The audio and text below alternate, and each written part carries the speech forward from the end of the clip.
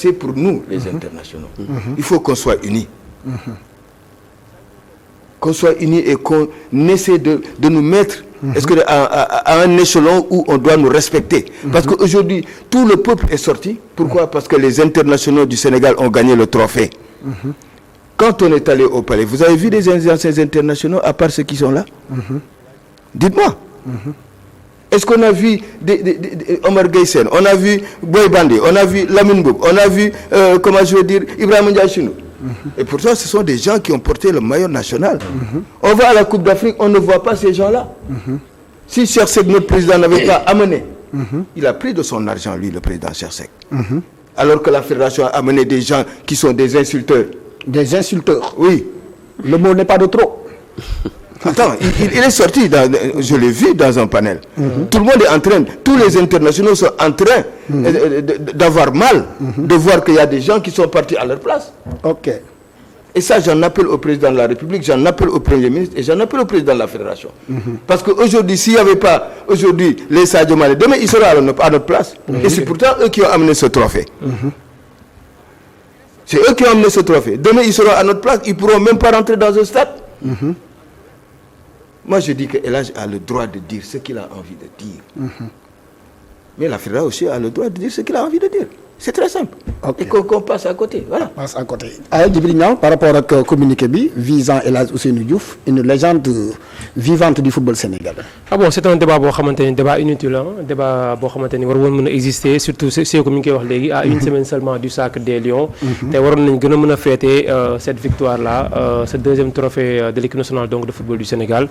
Mais malheureusement, à une semaine juste, nous avons communiqué, d'abord sorti pour El Hadj Diouf, après par la suite, il y a le communiqué de la Fédération sénégalaise de football. Tey jii sama moo gën a amplifier ce débat par rapport ak sur la scène nationale tey ñu bëri donc di si wax ba tey jii donc mën a toll fii nii tey c'était donc également justement rek la sortie de El Hadj Diouf tey peut-être débat bi du toll fii nii mais communiqué fédération bi moo tax après par la suite donc ku nekk mën a donc am temps de parole mën see wax ku nekk tamit ak sa position mais quand même El Hadj Diouf aussi tamit c'est un ancien international c'est une légende du football en tout cas sénégalais à part Jules François Bocandé El Hadj Diouf lañ doon dégg après moo fi nekkoon moo ñu ko andi ballon d'or par la suite on a Sadio Mané donc qui vient d'arriver même bu fekkee ne aujourd'hui il est le Sénégalais boo xamante ne moom mooy le meilleur joueur donc en tout cas de l'histoire du football sénégalais mais El Hadj quand même c'est une personne boo xamante ni il a fait beaucoup de choses pour le football sénégalais tey jii même s'il sort des infos wala quelque chose boo xamante ni peut-être am na ñu muy neex am na ñu muy nakari mais quand même l'essentiel mooy est-ce que lu mu wax tamit am na wala amul bu ñu vérifier lu mu wax déjà am na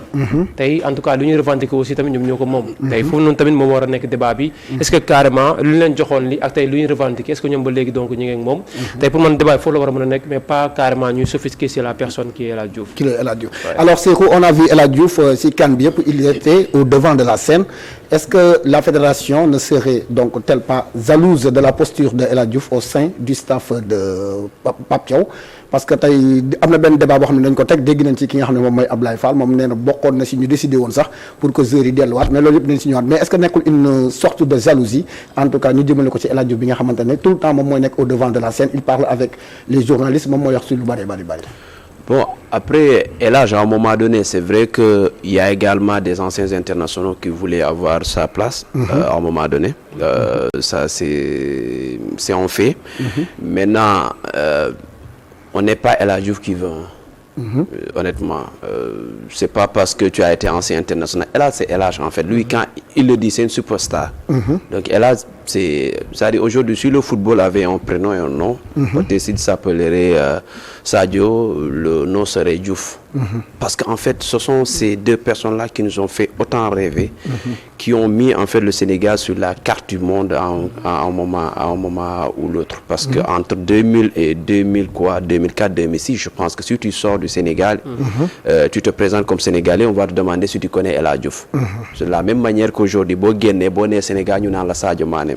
Donc à un moment donné, c'est des gens partout dans le monde. Si nous avons genre nit yoy nonu dañ leen di gën a jox cër.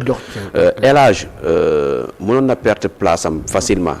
Parce que du nit boo xamante ne neex na àndandoo parce que bu amee envie lu mu wax da koy wax.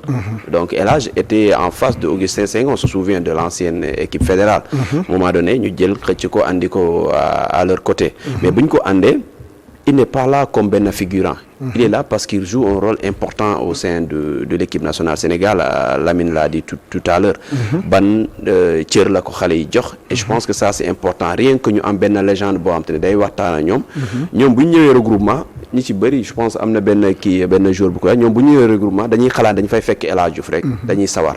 Donc mais ça c'est important. En réalité le football ce n'est pas que le terrain. Ce n'est pas la performance uniquement terrain. Cette performance-là, dafa am fu mu démarrer ba mu yegg foofu ne c'est l'environnement d'abord. Aujourd'hui, l'environnement de l'équipe nationale, on voit El Hadj qui fait des sorties yoo xam te ne il prend sur lui pour protéger l'équipe nationale du Sénégal. On a vu durant cette CAN-là plusieurs fois def na fi ay interview di artu presse bi ne naan bàyyi leen xale yi ñu concentré bàyyi leen xale yi et ça c'est un grand frère. Maintenant qu'il y ait des jaloux ou pas, mais tey la fédération sénégalaise de football ñi fa nekk yëpp amul kenn ku mun a jouer rôle bi nga xam te El Hadj da koy jouer parce que amul kenn koo xam te ne peut-être am na yenn rôle. C'est vrai que mun nga nekk administrateur, tu gères la fédération, tu as des responsabilités disons administratives, mais lien relation yi ngay am ak joueurs yi ak lu ñu mun a waxtaan ak yow ak yenn proximité yi ngeen mun a am peut-être am Diouf rek moo ko mun a am. Donc c'est possible qu'il y ait des jaloux ou pas, mais El Hadj c'est El Hadj. Donc pour man se réveiller un dimanche xam ne ñëpp ngi noppalu tu nous ponds un communiqué comme ça là de 3 pages pour juste parler d'El Hadj Diouf qui a fait une sortie lors d'une soirée. Honnêtement ça c'est inutile quoi. Moi je trouve. C'est inutile. Alors Pape Lamine, qu'est-ce qu'il faut faire pour que ñu bañ a torchon bi bañ a brûler entre koo xam ne yàgg na ci staff bi ak ñoo xamante ne fédération bi la lan lañu war a def pour éviter tout ça? Non, mais je pense que ñoom ils sont de grandes personnes. xam nañ ne le Sénégal ne peut pas aller sans El Hadj, hein? Il faut le dire. Au-delà même de la fédération sénégalaise de football, El Hadj est hyper respecté par les instances internationales du football. loolu nañ ko xam. El Hadj n'est pas n'importe qui. Souvent sax boo xoolee moom ak xale yi bu leen di wax da leen ne double ballon d'or sans forcer. Sans forcer. Il avait le talent. te moom ci ay réflexion am wala ci ay sorteem souvent da leen ne man dama dem jëli lu ma moomoon. man tey bu ma doonee El Hadj Diouf ba mondialement ñëpp reconnaître ma. man dama ko dem jëli lu ma moom.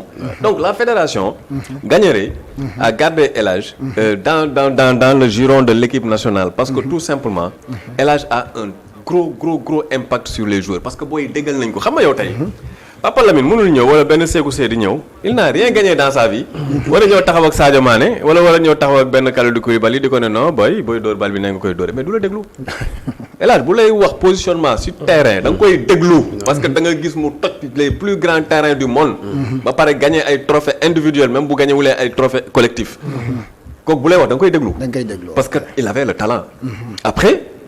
mooy lu Sékou wax El Hadj c'est El Hadj il est cash. Il y a des gens qui sont comme ça qui sont cash lu ñu bëgg wax dañ koy wax est-ce qu'ils vont mettre la forme ok ça c'est un autre débat. Est-ce qu'il faut maintenant dire à El Hadj d'être beaucoup plus souple dans ses interventions kooku c'est pas El Hadj.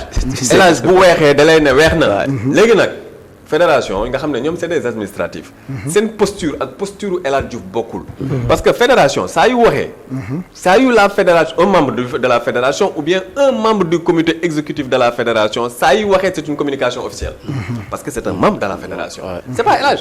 El Hadj bu waxee. c'est une communication qui est officieuse parce que il n'a aucune responsabilité administrative au sein de la fédération. foofu nag la fédération war a amee hauteur.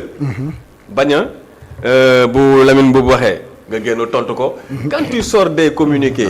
tous les jours à l'emporte-pièce. tous les jours après ça n'a plus de sens. tu deviens bavard. et une fédération doit avoir la hauteur. la grandeur de communiquer quand. c'est le moment de communiquer et de communiquer sur des sujets importants foofu la leen di xaar. mais El Hadj wax na lii ci soirée bi neex mu wax lu ko neex yéen ngeen génn def benn encyclopédie pour tontu El Hadj mais c'est farfelu. Yes. voilà donc ba tey des na léegi dañuy dem seeti benn déclaration wala bokk sortie bi nga xamante ne Abdoulaye Fall def na ko démb donc ñëwaat ci yu bëree bëri ci ay points yu bëree bëri bokk na ci Maroc bi nga xamante ne daf ko accusé jàpp ne Maroc moom mooy manipuler la CAF dañuy dem seetaan élément boobu noonu après ñëwaat ci plateau bi commenté ko. parce que tey biñ ko notifié ñun mënatuñ ko dindi mënatuñ ko rejeté waa ji lu mu def mënatoo si dara mais gis nga ci biir match bi fekk na ñun on avait préparé la lettre de protestation et de récusation xam nga man fu ma nekk maa ngi mes portables je travaille tout le temps Ablaye mu ngi nii ci biir match bi on a envoyé la lettre de récusation à la CAF Ablaye moo ko envoyé mu ngi nii et boobu ñu ngi au stade c'est-à-dire pour vous dire que tout le temps ñu ngi béy gis nga jamais benn pays musul opposé autant au Maroc parce que ñoom ñoo